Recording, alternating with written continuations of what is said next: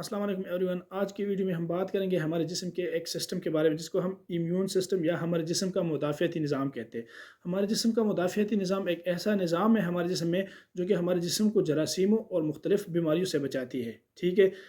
अच्छा, इसकी मिसाल एक फ़ौज जैसी है। जिस तरह किसी मुल्क की फ़ौज होती है जो उस मुल्क को दुश्मनों से बचाती है, वैसे ही हमारे जिस्म में ये सिस्टम है जो हमारे जिस्म को हमारे दुश्मनों से यानी बीमारियों से और जितनी भी जरासीम वगैरह आते हैं और हमारे जिस्म पे हमला करते हैं उनसे बचाती है।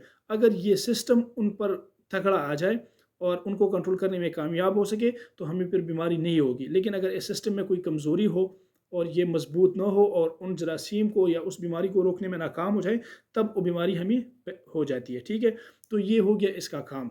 अच्छा, अब इम्यून सिस्टम बना किन चीज़ों से होता है? अब जो हमारा इम्यून सिस्टम है वो मेनली 2 चीज़ों से बना होता है। एक उसमें कुछ सेल्स होते हैं जिसको हम व्हाइट ब्लड सेल्स कहते हैं और कुछ प्रोटीन्स होते हैं जिसको हम एंटीबॉडीज़ और कॉम्प्लीमेंट सिस्टम कहते हैं। ठीक है? ये तीनों मिल के हमारे पास इम्यून सिस्टम को बनाते हैं।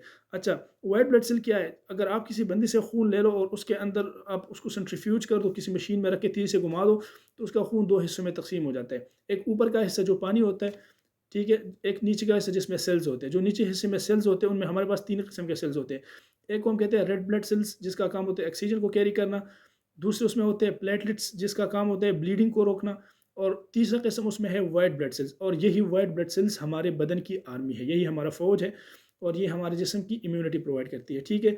और जो ऊपर का पोर्शन उसमें रहता है लिक्विड पोर्शन, उसमें कुछ प्रोटीन्स वगैरह रह जाते हैं और वो हमारे प्रोटीन पार्ट इम्यून सिस्टम का बनाते हैं। ठीक है? तो ये हमारे इम्यून सिस्टम के 2 कंपोनेंट्स हो गए, एक ब्लड मतलब डब्ल्यूबीसी हो गए और एक प्रोटीन्स हो गई। अब इम्यून सिस्टम का काम क्या है? इम्यून सिस्टम हमारे जिस्म में डिफरेंट रोल्स प्ले करते हैं। जैसे कि अगर कोई फॉरेन एंटीजन हमारे जिस्म में आ जाए, ठीक है? तो इम्यून सिस्टम की ट्रेनिंग जब इंसान पैदा होता है ना, तो उस वक़्त इम्यून सिस्टम की ट्रेनिंग हो जाती है और हमारी बॉडी उसको सिखा देती है कि ये चीज़ हमारे बदन की अपनी है और ये नहीं है। ठीक है? तो जो भी हमारे जब भी कोई बाहर की चीज़ आती है, तो इम्यून सिस्टम उसको एनालाइज़ करता है, उसको देखता है कि ये चीज़ मेरे जिस्म की अपनी है कि नहीं है। अगर वो चीज़ उस जिस्म की अपनी हो तो फिर उसे कुछ नहीं कहता। लेकिन अगर बाहर से कोई चीज़ आ जाए तो इम्यून सिस्टम उस पर अटैक कर देता है और उसको डिस्ट्रॉय करने की कोशिश कर देता है। जैसे कि बैक्टीरिया वगैरह आते हैं, अगर किसी को बैक्टीरिया या वायरस या फंजाई जो भी जरासीम है, अगर वो किसी के जिस्म में दाखिल हो जाए, तो ज़ाहिर-सी बात है वो हमारे जिस्म का नॉर्मल हिस्सा तो नहीं है। तो इम्यून सिस्टम ये जाँच लेता है कि ये बाहर की चीज़ आई हुई है, तो उस पर अटैक कर देता है और उसको डिस्ट्रॉय करने की कोशिश करता है। तो अगर इम्यून सिस्टम उसमें कामयाब हो जाता है और उसको डिस्ट्रॉय कर लेता है, तो फिर हमें बीमारी नहीं होगी। लेकिन अगर इम्यून सिस्टम उसको डिस्ट्रॉय करने में नाकाम होता है, तो फिर हमें वो बीमारी हो जाती है। ठीक है? अच्छा, एक तो इम्यून सिस्टम का ये काम हो गया। दूसरा काम इसका ये है कि अगर वो उस जरासीम को मार नहीं सकता, तो फिर इस तरह करता है कि उसके गिर्द एक दीवार बना लेता है, ताकि ये और स्प्रेड ना हो जाए। जिस तरह के बैक्टीरिया के वो टीबी के केस में करते हैं। अगर किसी को ट्यूबरकुलोसिस हो जाए, जिसको हम टीबी कहते हैं, तो उसके जरासीम जब बदन में एंटर होते हैं, तो ये व्हाइट ब्लड सेल आके उसके गिर्द एक दीवार बना देते हैं, जिसको हम ग्रेनुलोमा कहते हैं। ठीक है? तो फिर ये करते हैं कि जरासीम बाहर उससे स्प्रेड नहीं होने देते। ठीक है? ताकि उसको एक जगह पे रोके रखे। तो ये दूसरा ये काम करता है। जो इसका तीसरा काम है वो ये है कि अगर हमारे जिस्म के अंदर कोई कैंसरस सेल बन रहे हो, ठीक है? तो ये इम्यून सिस्टम जाके उस कैंसर सेल को डिस्ट्रॉय कर देते हो और हमारे जिस्म को कैंसर के होने से बचाता है। तो ये इसके कुछ काम है और जो इसका और इम्पोर्टेंट काम है वो ये है कि मेमोरी सेल्स ये हमारे जिस्म के अंदर बना देता है। मेमोरी सेल का मतलब ये होता है कि फॉर एग्जांपल एक जरासीम एक दफ़ा हमारे जिस्म में दाखिल हो गया और इम्यून सिस्टम ने उसके साथ लड़ाई कर ली। तो फिर इम्यून सिस्टम अपने अंदर कुछ सेल्स ऐसे पैदा कर लेते हैं जो ये इन्फॉर्मेशन स्टोर कर लेते हैं कि ये मेरा दुश्मन है, ये एक दफ़ा अंदर आया था, जब ये दोबारा आएगा तो फिर इम्यून सिस्टम उसके लिए पहले से तैयार हुआ होता है। ठीक है? तो जैसे ही वो दाखिल होता है, इम्यून सिस्टम को कोई तैयारी करने की ज़रूरत नहीं होती, वो पहले से रेडी होता है क्योंकि उसकी मेमोरी में है कि ये मेरा दुश्मन है। तो वो फिर उस पर अटैक कर लेता है और उसको अनन-फनन डिस्ट्रॉय कर देता है। ठीक है? तो ये मेमोरी सेल्स भी बना देते हैं, इसका चौथा इंपॉर्टेंट काम है। अच्छा, ये तो इसके फ़वायद हो गए, लेकिन इसके कुछ ऐसे फंक्शन भी है जो हमें नहीं चाहिए, लेकिन अक्सर वो काम कर लेता है। ठीक है? वो हम मेनली डिस्कस करते हैं। 3 काम ऐसे हैं। एक वो काम है कि जिसको हम कहते हैं ट्रांसप्लांट रिजेक्शन। अगर एक बंदा है जिसका कोई ऑर्गन काम नहीं कर रहा, जिसका गुर्दा काम नहीं कर रहा, उसको हमने किसी और बंदे का गुर्दा लगाना है। ठीक है? तो सारी बात वो भी तो बाहर की चीज़ है। तो जब भी जिस्म के अंदर जाता है, अगर उसकी साख्त, उसकी स्ट्रक्चर और उसके जितनी भी सारे माइक्रो लेवल पे स्ट्रक्चर होते हैं, अगर वो उस बंदे के जो रिसिपिएंट है उसके जैसे हो एग्जैक्टली, तो फिर इम्यून सिस्टम उसको अपना मानेगा और उसे कुछ नहीं कहेगा। लेकिन अगर उसमें थोड़ा सा भी 19-20 का फ़र्क हुआ तो इम्यून सिस्टम कहेगा कि ये तो मेरा अपना पार्ट नहीं है, ये तो मेरे जिस्म का नहीं है, ये बाहर से आए हुए है।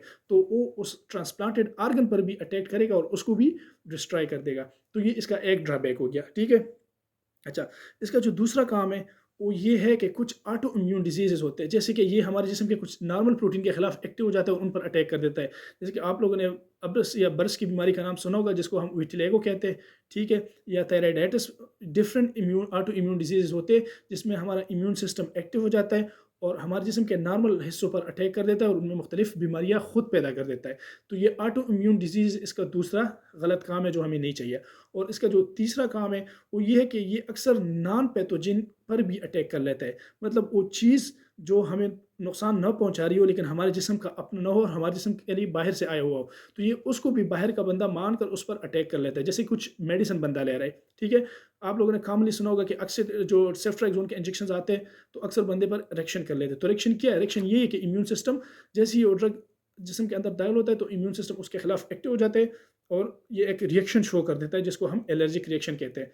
तो ये इम्यून सिस्टम के 3 काम है, ये अनवांटेड काम है। इसके कुछ वांटेड काम है जो मैंने आपको बता दिए कि ये हमारे पास इन्फेक्शन को ख़त्म कर देता है या इन्फेक्शन को वार्ड अप कर देता है या कैंसर सेल को ख़त्म कर देता है या मेमोरी सेल को बनाता है। ये 4 इसके वांटेड काम है जो हमें चाहिए और ये 3 इसके अनवांटेड काम है।